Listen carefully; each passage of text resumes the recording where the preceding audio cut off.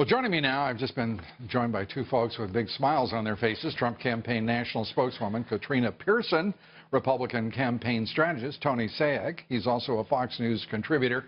And I know for a fact that part of the reason for your bright smile tonight, you're always smiling, is what's happening in these battleground states.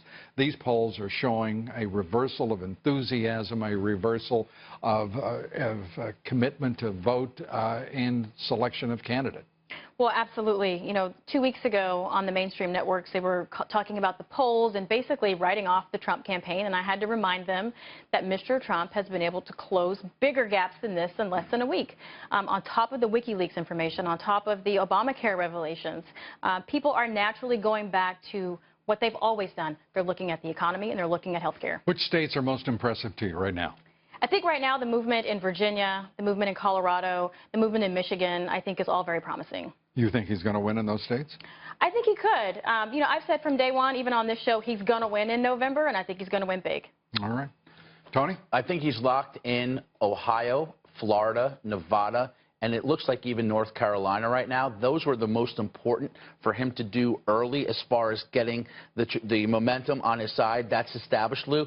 But to Katrina's point, where is Hillary Clinton going? Where are her surrogates going? They're going to Michigan. They're going to Wisconsin. They're going to Pennsylvania. Reliably Democratic states for most of the last 4 decades. And it's because Donald Trump's populist message, particularly on economic issues, resonate with non-traditional Republican voting blocs in those states in particular. And I certainly am no clairvoyant, nor am I a seer, but it looks to me that people are just getting sick to death of the corruption that is being revealed, whether it be WikiLeaks, the Wall Street Journal, the FBI, whatever it may be.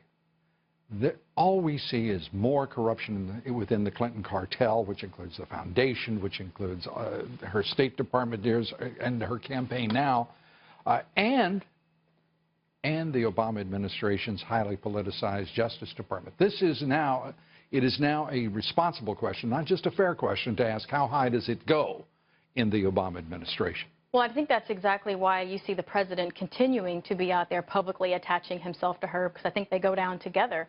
What we find out today is, you know, we have a sitting United States president that is actively campaigning for someone who's under criminal investigation by the FBI. And his vice president as well. And not even just the investigation. This is beyond emails now. We are now talking about public corruption within the Clinton Foundation. Mr. Trump called it in the primaries. He called her Crooked Hillary because everything that's been going on with this foundation has been corrupt. Public corruption and mishandling of classified information. If she is found guilty, Lou, on even one of those charges, she by law is disqualified from holding public office. So while she rhetorically uses the term not qualified, she literally is the one who potentially by legal definition could be disqualified from being the president of the United States.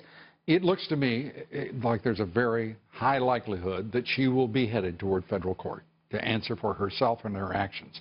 But the court of public opinion right now, I think, is making it very clear that they are tired of her corruption, they are tired of the excuses and the lies, and that they are turning to the guy who's saying, drain the swamp. He doesn't add the word I would have. And it's a message he should stick to and is working extraordinarily effectively. 2 things happened in the last week. One on a policy failure of Obamacare, the other on an honesty and trustworthy measure, a character measure, Hillary Clinton's FBI investigation being reopened, and the American people don't need us to tell them what to think about that. They know what's wrong with that. And as I've always said about the Trump candidacy, it's sure nice to hear a guy who's interested in the Oval Office saying we and us instead of I, me, first person singular all day long. America first. You got it. Thanks so much. Great to be here. Sounds like a plan. America first. It's got a ring to it, right, Tony? Absolutely, Lou. Katrina, thank you so much. Thank you. Thank you, Tony. Thanks, sir.